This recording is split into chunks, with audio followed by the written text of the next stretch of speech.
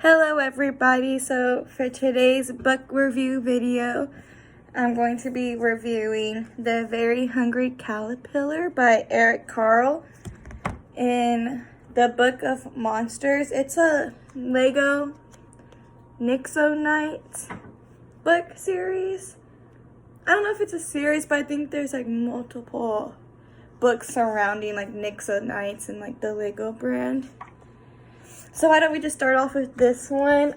So a quick little summary for this. I didn't know these existed until I went to Half Price Books, and I got this because I was in a tutoring class, 3351, where we tutored a one-on-one student for like 6 weeks, but the COVID situation happened, so I was unable to finish this book with my student.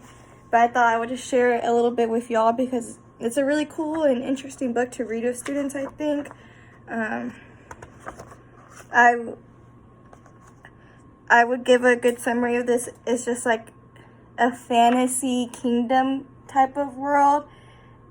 This takes you on and gets you deeply involved into like the Lego kingdom. And there's four different kingdoms within the kingdoms, and some of them fight, some of them have to figure out how to make peace with each other. It's just a fantasy realm, interesting book where I think two kingdoms might have to fight against each other, but you won't know until you read it yourself. But I would say this is geared towards more children's literature circle, just because of the way the text is laid out and the different kind of text strategies and text context that they use, and then the images as well. I think there's a lot more images than there is words in this book, but it is a really big book. It is a pretty good chapter book. It would take a couple of times to get through the book. I don't know. I think I would classify it as upper children's literature, maybe pushing the edge to young adult, just because my third grader found it pretty hard to read. Like some of the words just weren't there, but I'm pretty sure that with help and guidance that any third grader can get through this book fine. And I think that a sixth grader would even enjoy this book if they're into that kind of fantasy.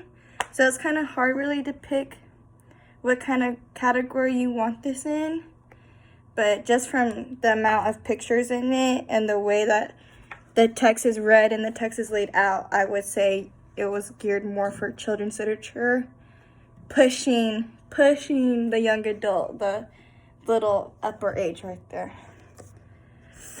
And so for my other book, it's The Very Hungry Caterpillar. I'm pretty sure everybody knows this. Everybody probably read it once during school, but this was my favorite book, and my boyfriend got this for me. Well, the first time I told him I wanted to be a teacher, he got me this book, and so I just wanted to present it and just show everybody and give y'all a fun little, oh, I remember that book when I went to school. But so this one's just more about the caterpillar, how it starts and its journey to becoming a beautiful butterfly, and it kind of shows what it goes through every day from Monday through Friday. So it's good at helping teaching the timeline Monday through Friday. And then I would categorize this as children's literature just because of the pictures too and the way that the text is laid out.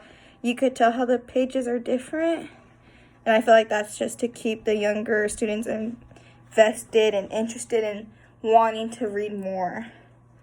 But that's all I have for today, guys. Thank y'all for listening, and if y'all have any opinions about these books, feel free to leave comments. See y'all next time with more book reviews.